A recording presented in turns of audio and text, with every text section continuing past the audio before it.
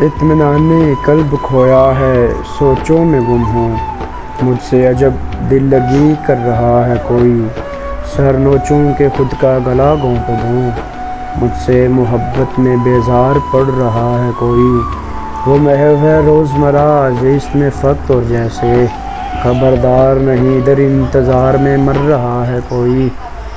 یہ وہم بھی دل کے دورے سے کم نہیں کہ مجھ سے واسطہ بالواسطہ بچھڑ رہا ہے کوئی،